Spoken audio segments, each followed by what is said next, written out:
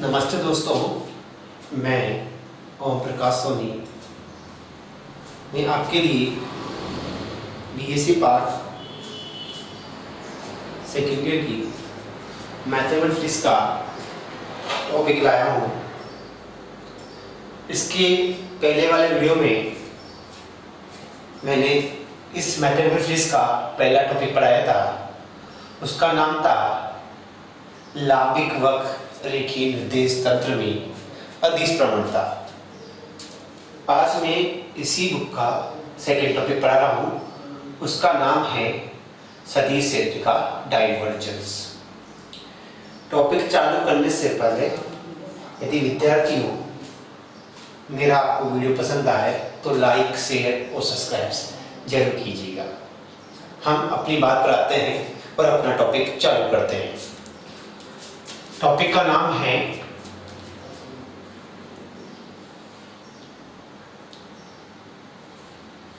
Divergence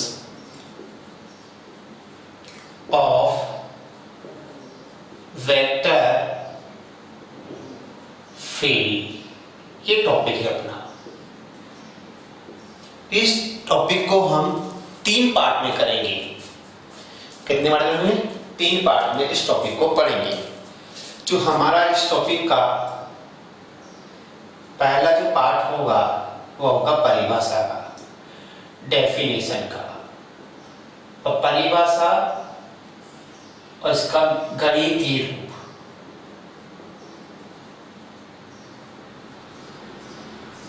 दूसरा इसका जो हम पार्ट पढ़ेंगे वह है लांबिक वक्र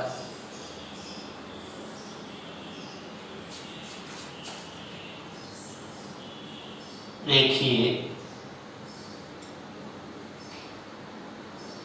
दिशांकों के रूप में। कहने मतलब है इसका मान हम लांबिक वक्र के अंदर याद करेंगे। ठीक है। तो तीसरा हम पढ़ेंगे वह है इसका भौतिकी महत्व। भौतिकी महत्व। इस टॉपिक को हम 3 पार्ट में पढ़ेंगे। टॉपिक अपना प्रारंभ करते हैं divergence of vector field. Divergence का मतलब है साफ फैलना। और जो वेक्टर फील्ड है तो इस फील्ड के अंदर कौन सी राशि आएगी? वेक्टर क्वांटिटी आएगी। तो हम वेक्टर क्वांटिटी का फैलने की बात कर रहे हैं। तो हम इसकी परिभाषा क्या होगी? इसका पहला पार्ट बताते हैं परिभाषा। जो इसकी जो परिभाषा होगी डाइवर्जेंस ऑफ वेक्टर फील्ड की क्या होगी देखिएगा। इसकी जो परिभाषा है वह है किसी सदिश क्षेत्र की अल्पांश आयतन से गुजरने वाला सदिश फ्लक्स या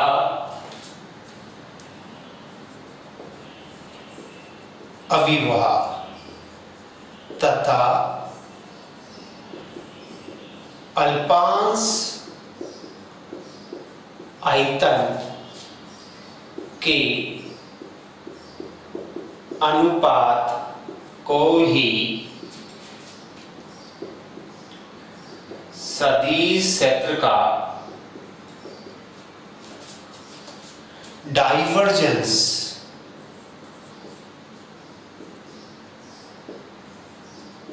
कहते हैं। कहने का मतलब है कि यदि अल्पांश आयतन से कोई फ्लक्स गुजरेगा और उस अल्पांश आयतन का जो अनुपात होगा वह क्या है? सदिश क्षेत्र का डाइवर्जेंस कहलाएगा। ठीक है। इस पे डेफिनेशन के अंदर 2 बात बड़ी इंपॉर्टेंट है। पहली बात है फ्लक्स और ये अल्पांश आयतन। फ्लक्स उसे बोलते हैं, यदि कोई भी सदिश क्षेत्र ले लीजिएगा उस सदिश क्षेत्र के बंद पृष्ठ से गुजरने वाली जो बल रेखाओं की संख्या होगी वह क्या कहलाएगी? फ्लक्स कहलाएगी। क्या कहलाएगी? फ्लक्स कहलाएगी।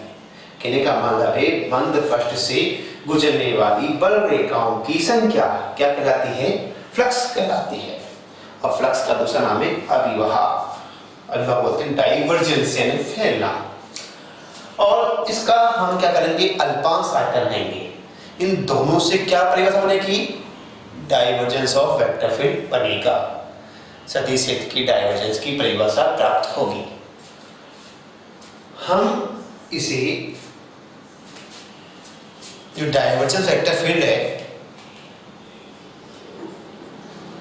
डाइवर्जेंस ई वेक्टर से क्या करते हैं? डिनोट करते हैं, व्यक्त करते हैं। तो इसका गणितीय रूप क्या होगा? मैथमेटिकल फॉर्म क्या होगी? वह फॉर्म है डाइवर्जेंस ई वेक्टर लिमिट, क्योंकि अल्पांश आयतन है ना, तो dv टेंड्स टू 0 और 1/dv integral E dot ds। पृष्ठ की बात कर रहे हैं तो आप ds भी ले सकते हो और s भी ले सकते हो। यह सरफेस के सापेक्ष इंटीग्रल है और जो इंटीग्रल पे जो ये साइन लगा हुआ है कौन सा? यह हमेशा बंद पृष्ठ को दर्शाएगा, क्लोज सरफेस को दर्शाएगा। तो इस डाइवर्जेंस ऑफ वेक्टर फील्ड का यह गणितीय रूप है और इसका मान हम जो सेकंड पार्ट पढ़ाएंगे उसके अंदर ज्ञात करेंगे। लांबी वक्र रेखीय निर्देशांक के अंदर, ठीक है।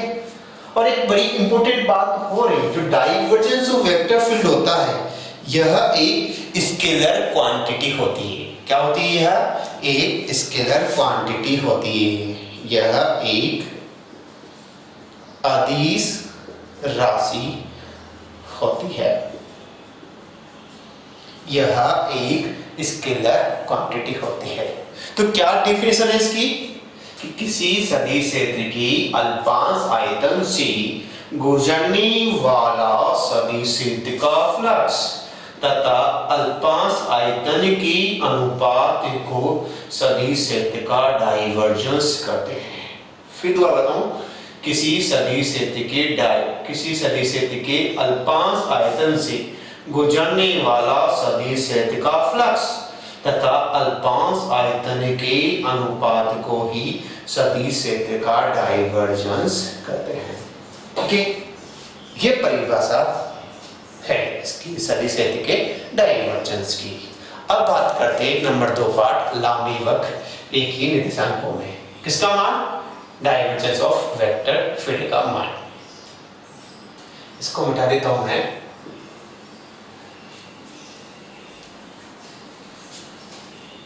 तो बच्चों, इस समय भारत में लॉकडाउन चल रहा है तो आप अपनी पढ़ाई को निरंतर जारी रखना, क्यों?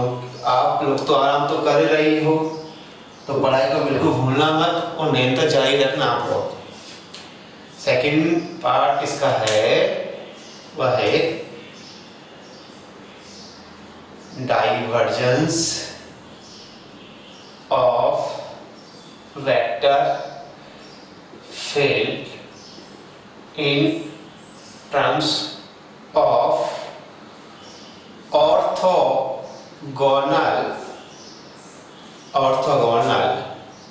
Curve linear coordinate system. इसके अंदर हम इसका मान याद करेंगे। ये हमारा सेकंड पार्ट है। पहला पार्ट परिभाषा बताई थी और सेकंड पार्ट में हम ऑर्थोगोनल कर्वीलिनियर सिस्टम के अंदर इसका मान याद करेंगे, सदिश क्षेत्र के डाइवर्जेंस का मान याद करेंगे। कहने का मतलब है इस सिस्टम के अंदर इसकी फॉर्म को व्यक्त करेंगे, फॉर्म को प्रदर्शित करेंगे।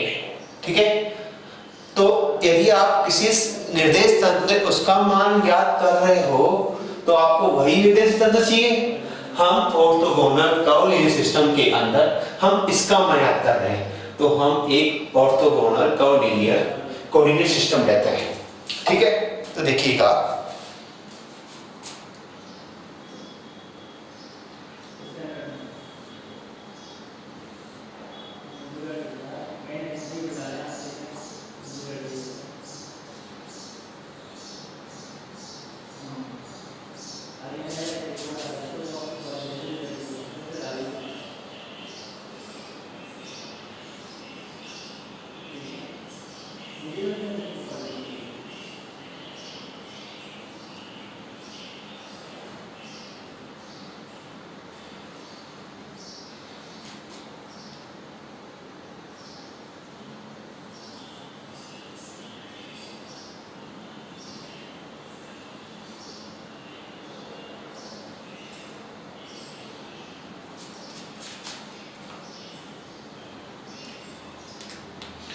ये हमारा मूल बिंदु वो है, ये U1 कर्व है, ये U2 कर्व है, ये U3 कर्व है। इस कोऑर्डिनेट सिस्टम के अंदर हम कोई बिंदु P लिया और इस पॉइंट जो P के जो कोऑर्डिनेट होंगे वह होंगे U1, U2 और U3। इस सिस्टम के अंदर हमने कोई पॉइंट P लिया और इस पॉइंट के जो कोऑर्डिनेट होंगे वह है U1, U2, U3। अब हम क्या करेंगे, जो पॉइंट P है इसके चारों तरफ एक अल्पांश षष्ठफलक की रचना करते हैं। क्या कर दिया, एक अल्पांश षष्ठफलक की रचना कर दिया और इस षष्ठफलक का एक कोना मूल बिंदु O पर स्थित है तथा इस षष्ठफलक की भुजाएं U1, U2 और U3 डायरेक्शन में विद्यमान है। तो षष्ठफलक की चौड़ाई, ऊंचाई और लंबाई का मान क्या होगा, तो देखिएगा वह होगा H1 du1, यह होगा H2 du2, वह होगा H3 और du3। तो अल्पांश आयतन की बात करें तो अल्पांश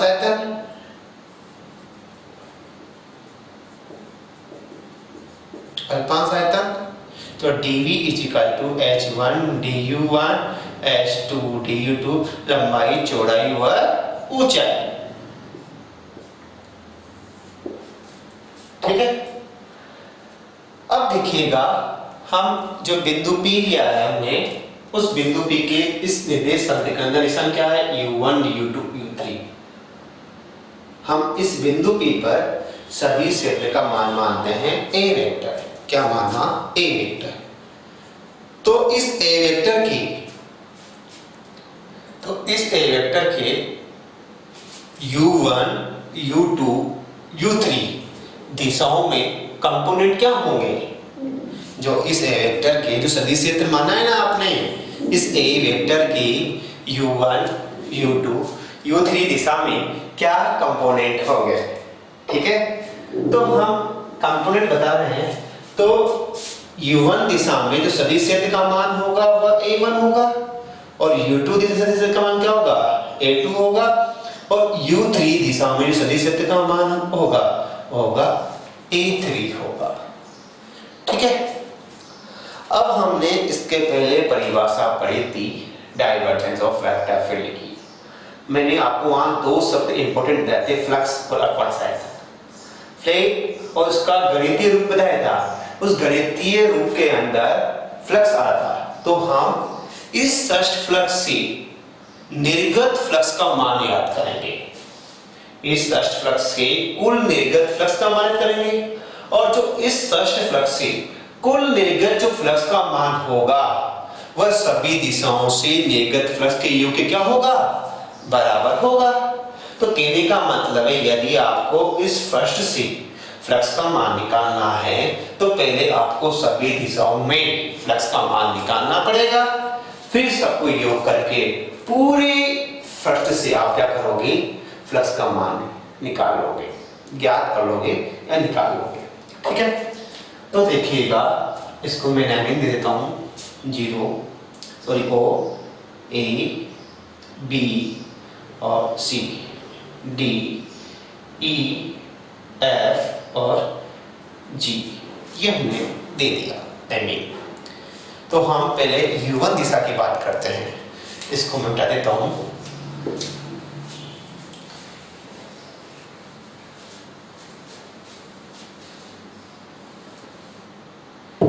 पहले हम बात करते हैं U1 दिशा की।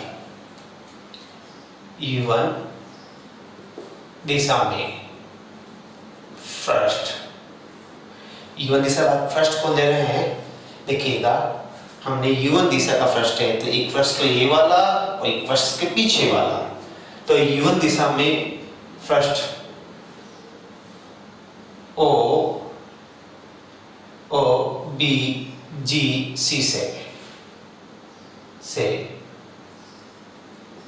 निर्गत फ्लक्स, E1 दिशा में फ्लक्स ओ बी जी से निर्गत फ्लक्स। तो निर्गत फ्लक्स आपने पढ़ा है phi equal to A vector dot ds vector.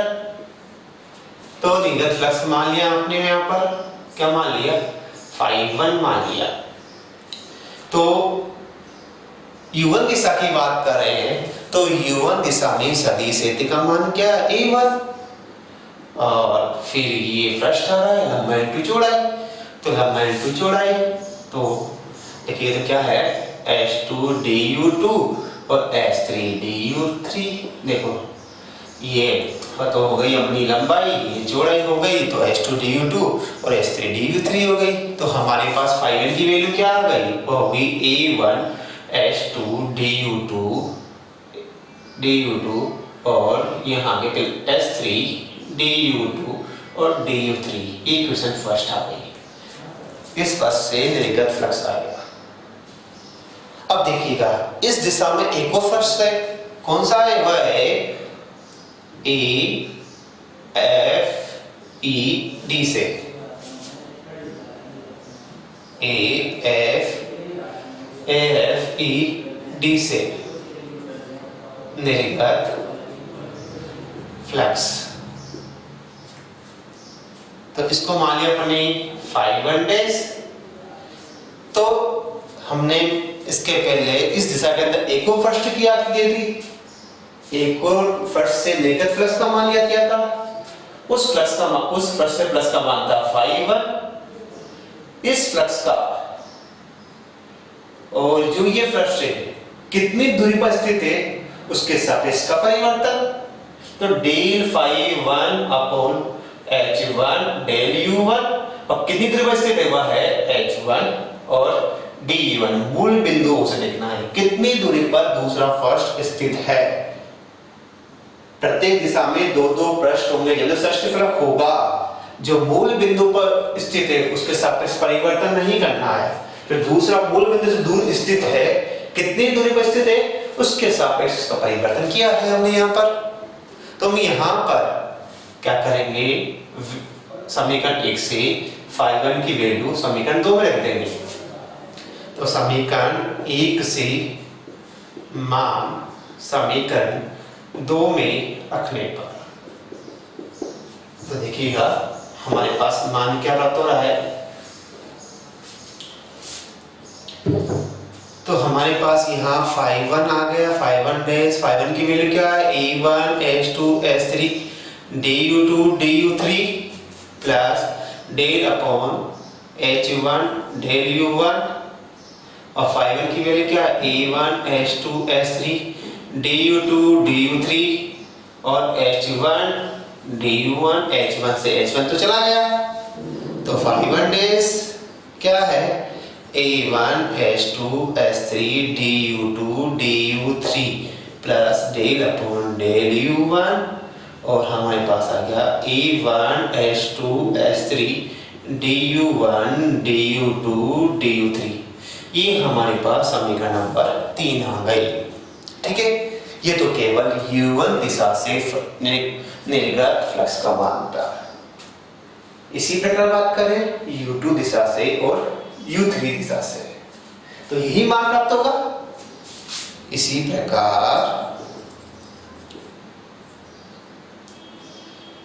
प्रकार अब देखिएगा, इसके पहले हम क्या करें, इस दिशा से निर्गत कुल फ्लक्स का मान क्या होगा, इसी प्रकार बात करेंगे। पहले इस दिशा से कुल निर्गत फ्लक्स का मान क्या होगा, क्योंकि हमने दो वर्ष लिए थे ना, तो कुल निर्गत फ्लक्स का मान तो निकालें, वो तो बाद में निकाल लेंगे।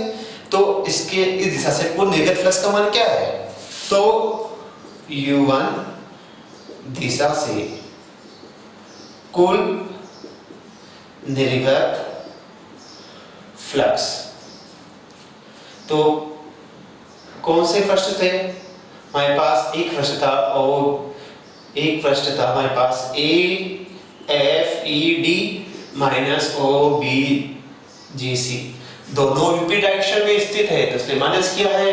कुल निकालने का मतलब जोड़ना नहीं होता है। यदि दोनों समान दिशा में तो जोड़ोगे, दोनों फिर एक्स में तो घटाएंगे, तो घटा दिया। इससे तो है 5 1 इससे है 5 1 मान रख दो। तो मान रखा तो हमारे पास क्या आ गया, 5 1 की वैल्यू क्या है a1, हमारे पास वैल्यू आ गई a1 s2 s3 du2 du3 plus a del upon del u1 a1 s2 s3 du1 du2 du3 minus क्या आ गया, वो आ गया a1 s2 s3 du2 du3। तो ये पहला पद उतरते पद तो क्या होगा, चला गया, ये तो प्लस माइनस है ना, तो चला गया। तो हमारे पास क्या बचा, हमारे पास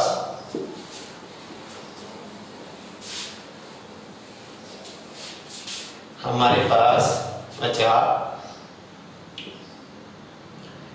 इवन दिशा से बात कर रहे हैं, दिशा से कुल निर्गत फ्लक्स क्या बचा, वो बचा हमारे पास del upon del u1 a1 s2 s3 और du1 du2 du3। ये आ गया समीकरण नंबर 4। यह u1 दिशा से कुल निर्गत फ्लक्स प्राप्त हो गया, आउटर फ्लक्स प्राप्त हो गया u1 दिशा से। अब इसी प्रकार u2 व u3 दिशा से आउटर फ्लक्स की बात करें तो यही वैल्यू आ गई, लेकिन वैल्यू में क्या होगा, चेंजेस होगा ना। तो देखो इसी प्रकार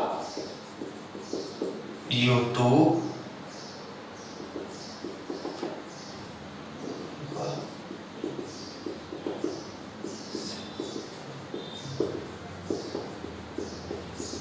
इसी प्रकार u2 दिशा व u3 दिशा से कुल निर्गत फ्लक्स।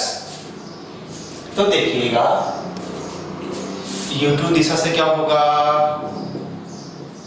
u2 दिशा से होगा हमारे पास डेल अपॉन डेल u2, जहां 1 है वहां 2 कर दिया, वेरिएबल चेंज कर दीजिएगा।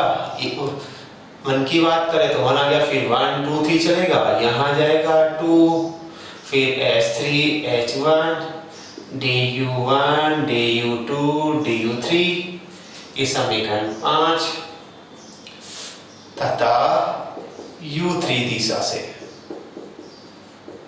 तो del upon del u3 a3 h1 h2 du1 du2 du3, समीकरण नंबर 6। ठीक है, ये आ गया। तो तीनों दिशाओं से आप कर लिया, तो तीनों दिशाओं से कुल निर्गत फ्लक्स का मान क्या होगा, उस फ्लक्स से निर्गत फ्लक्स के मान के क्या होगा, बराबर होगा। तो षष्ठ फ्लक्स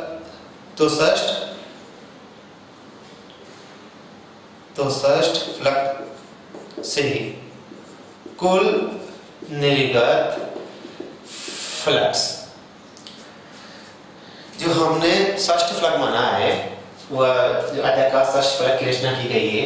तो षष्ठ फ्लक्स से कुल निर्गत फ्लक्स का मान क्या होगा, होगा phi = a vector dot ds vector. ठीक है, यदि आयतन के सापेक्ष समाकलन होता तो ऐसा लगाते, क्योंकि सर्फिक के सापेक्ष समाकलन है तो ऐसे लगा दिया। तो आप पूरे आयताकार षष्ठ फ्लक्स से निर्गत फ्लक्स का मान निकालना चाहते हो, तो निर्गत फ्लक्स का मान क्या होगा, सभी दिशाओं से निर्गत फ्लक्स के मान क्या होगा, योग के बराबर होगा।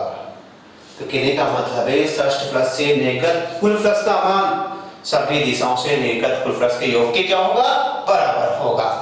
तो देखिएगा जो इंटीग्रल e डॉट ds की वैल्यू है ना, वह u1 दिशा निर्गत फ्लक्स का मान क्या था, वह था del upon del u1 a1 s2 s3 और du1 du2 du3।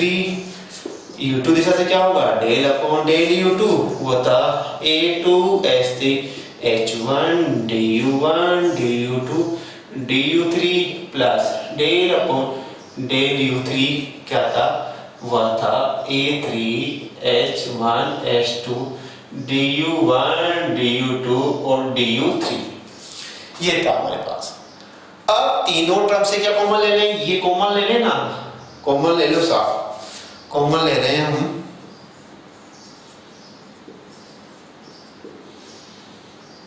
Del upon del u1 A1H2S3 del upon del u2 A2S3H1 del upon del u3, वो हो गया 3H1H2, कॉमन क्या आ गया, वो आ गया du1 du2 du3। ठीक है, अब हम क्या करेंगे, नेक्स्ट टर्म के अंदर इसको इधर बटे की फॉर्म में ले लो। ठीक है, या ये जो हमारे पास क्या हो गया, ये हो गया आयतन अल्फांस। ठीक है, तो देखिएगा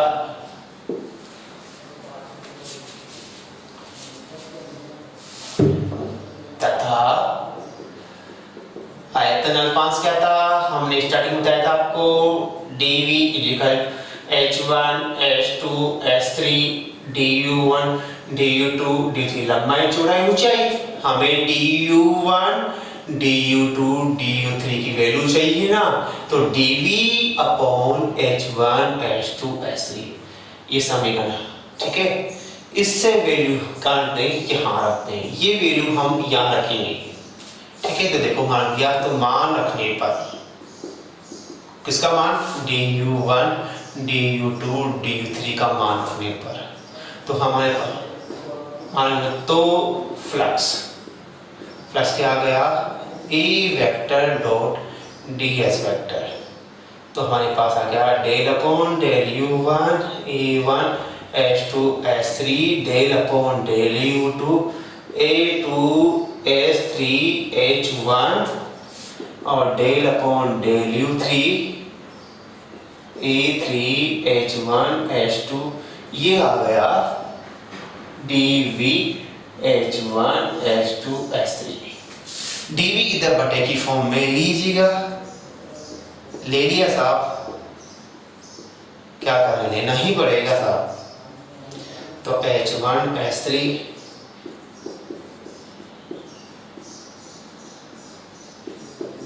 del upon del u2 A2 S3 H1 और del upon del u3 A3 H1 H2, ले लिया। अब हम क्या करेंगे, डाइवर्जेंस की परिभाषा यूज करेंगे, डाइवर्जेंस की परिभाषा। तो हम परिभाषा कर रहे हैं, देखिएगा परिभाषा से, तो सदिश क्षेत्र के डाइवर्जेंस क्षेत्र में स्थित अल्पांश आयतन से गुजरने वाला सदिश क्षेत्र का फ्लक्स तथा अल्पांश आयतन के अनुपात को सदिश क्षेत्र का डाइवर्जेंस कहते हैं। अब इन दोनों समीकरणों की क्या कर दो, तुलना कर दो, क्या कर दो, तुलना। तो तुलना करोगे ना, तो हमारे पास क्या प्राप्त होगा, divergence E vector equal to 1 upon H1 H2 S3 del upon del U1 A1 H2 S3 plus del upon del U2 A2 S3 H1 del upon del U3 A3 H1 H2, तुलना कर दिया। ठीक है, और divergence जो A vector है, इसे हम लिख सकते हैं डेल डॉट A वेक्टर। क्या लिख सकते हैं, डेल डॉट A वेक्टर, तो 1 अपॉन H1 H2 S3 और del upon del U1 A1 H2 S3 del upon del U2 A2 S3 H1 और del upon del U3 A3 H1 H2 किया गया। ठीक है, आगे बात समझ में। और ये जो डाइवर्जेंस A वेक्टर है, जहां पर डाइवर्जेंस आएगा, डाइवर्जेंस A वेक्टर है, तो सॉल्व करोगे डेल डॉट A वेक्टर। ठीक है, तो 1 अपॉन H1 H2 S3 है ना, ये जो ये समीकरण है, यह सदिश क्षेत्र के डाइवर्जेंस का मान किसके अंदर है? लांबिक वक्र रेखीय निर्देशांकों के रूप में है। ठीक है, तो अपना यहाँ सेकंड पार्ट टॉपिक का वह खत्म हो गया। अब थर्ड पार्ट बताता हूँ। तो थर्ड पार्ट है वह है इसका भौतिकी महत्व। इसका भौतिकी महत्व क्या है? फिजिकल मीनिंग क्या है? इसका फिजिकल जो मीनिंग है वह है तीसरा, भौतिकी महत्व।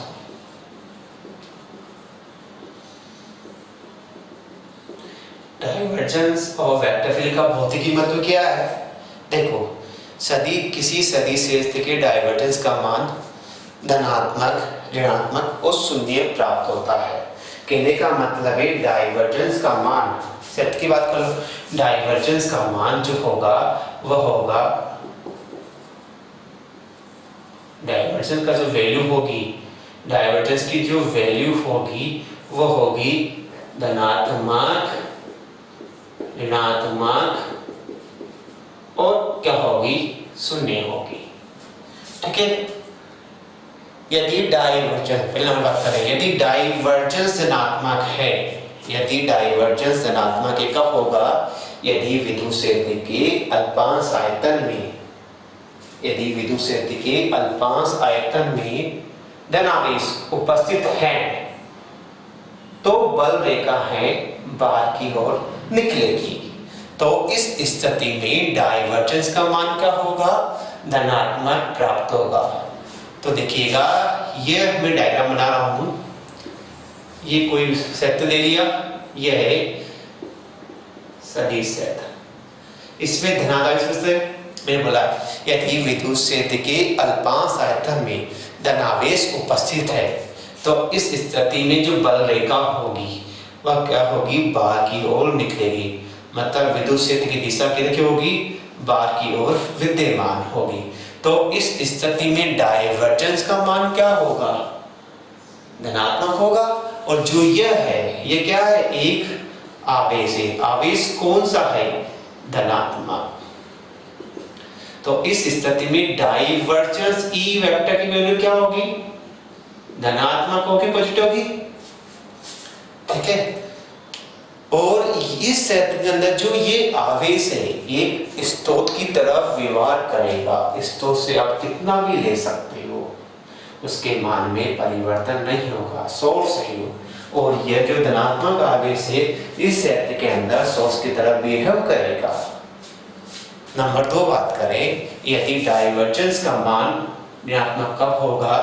यदि विद्युत क्षेत्र के अल्पांश आयतन में ऋणात्मक आवेश उपस्थित हैं तो विद्युत क्षेत्र की दिशा है बाहर की ओर होती है। तो इस स्थिति में डाइवर्जेंस का मान ऋणात्मक प्राप्त होता है। यदि विद्युत क्षेत्र के अल्पांश आयतन में ऋणात्मक आवेश उपस्थित है तो इस स्थिति में विद्युत बल रेखाओं की दिशा बाहर की ओर विद्यमान होगी, अंदर की ओर विद्यमान होगी।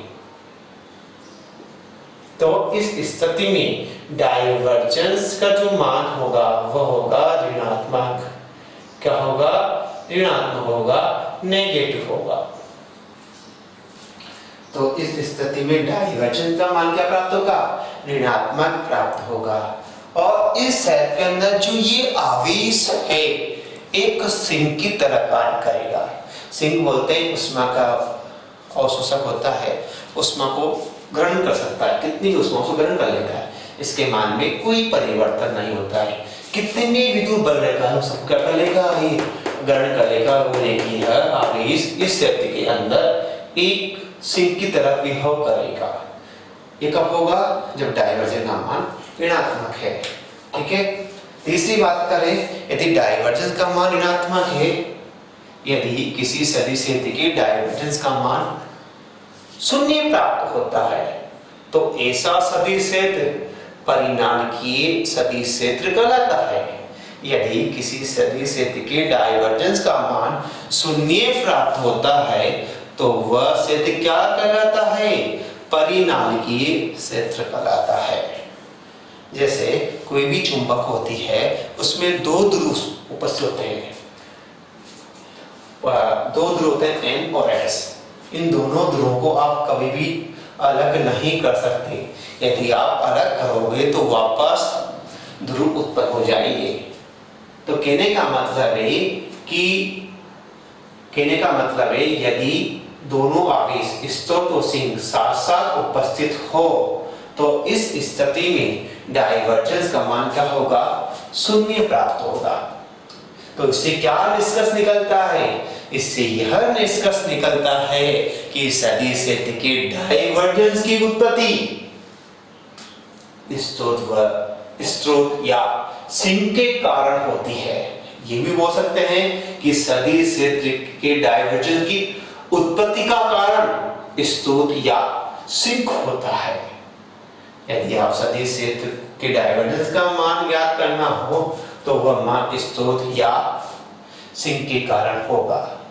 तो यही अपना टॉपिक सदिश क्षेत्र के डाइवर्जेंस जो है समाप्त होता है। और यदि आपको मेरा वीडियो पसंद है तो लाइक और शेयर सब्सक्राइब कीजिएगा। मिलते हैं नेक्स्ट क्लास में। तब तक के लिए जय हिंद, जय भारत, वंदे मातरम।